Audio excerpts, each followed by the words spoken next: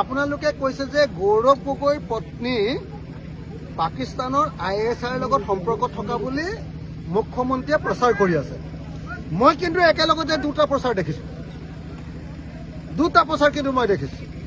যেনেকৈ অসমৰ মুখ্যমন্ত্ৰীয়ে কৈছে যে গৌৰৱ গগৈৰ পত্নী এলিজাবেথ নে কি নাম, গৌৰৱ গগৈৰ পত্নী ISIৰ লগত সম্পৰ্ক আছে বুলি যেনেকৈ প্ৰচাৰ কৰিছে, মই আকৌ দেখিছোঁ যে কংগ্ৰেছৰ নেতা কিবা চৌহান, কংগ্ৰেছৰ এতিয়া এজন ইনচাৰ্জ, অসমৰ ইনচাৰ্জ চৌহান নামৰ মানুহজনে কৈছে আকৌ যে অসমৰ মুখ্যমন্ত্ৰীয়ে আৰবত কি কয় এইটো আপোনাৰ কি বুলি কয়, চৌদি আৰব মানে এইটো কি কয়, ডাঙৰ চিটিখন এখন কি বুলি কয়, ডুবাইত বোলে ডাঙৰ ফ্লেট কি কয় এইটো আপোনাৰ বিজনেছ, কনষ্ট্ৰাকশ্যন বিজনেছ আৰু হোটেল বিজনেছত অসমৰ মুখ্যমন্ত্ৰীয়ে বোলে ইনভেষ্ট কৰিছে।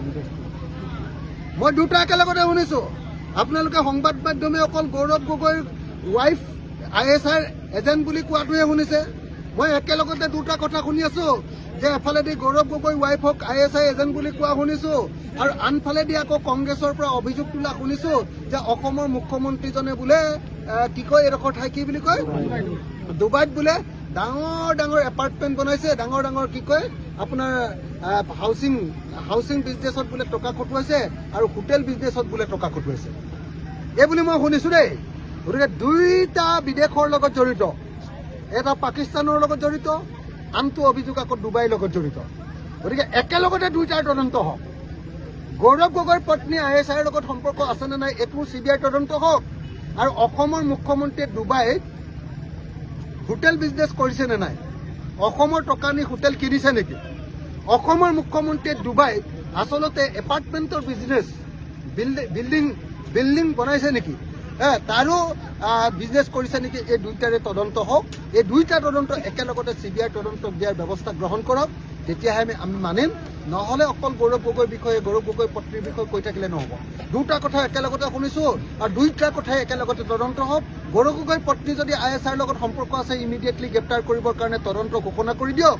আৰু হিমন্ত বিশ্ব শৰ্মাই যদি সঁচাকৈ ডুবাইত গৈ যদি বিল্ডিং কিনিছে, ডাঙৰ এপাৰ্টমেণ্ট বনাইছে, ডাঙৰ ইনভেষ্টমেণ্ট কৰিছে, যদি হোটেল কিনিছে, তেতিয়াহ'লে তাৰ ওপৰতো CBI তদন্ত হওক আৰু হিমন্ত বিশ্ব শৰ্মাকো গ্ৰেপ্তাৰ কৰা হওক। এই দুইটা তদন্ত একেলগে কৰিবৰ কাৰণে মই অসমৰ সংবাদ জগতখনৰ বাবে এক সুখবৰ।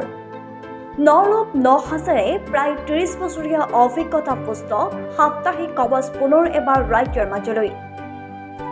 স্বত্বাধিকাৰী প্ৰণীতা কলিতাৰ দ্বাৰা প্ৰকাশিত আৰু অমৰজ্যোতি প্ৰিণ্টাৰ্ছ, গুৱাহাটী কমাৰ্চ কলেজৰ বিপৰীত ফালে মুদ্ৰিত। আমাৰ ঠিকনা মুখ্য কাৰ্যালয় অসম ফৰেষ্ট স্কুল, হৰি মন্দিৰ পথ, গুৱাহাটী, আৰু অস্থায়ী কাৰ্যালয় কলিতা মাৰ্কেট, বিজয়নগৰ, কামৰূপ, অসম। মোবাইল নং 9435114666 আৰু 7024722813। Mail ID probhatiahom@gmail.com।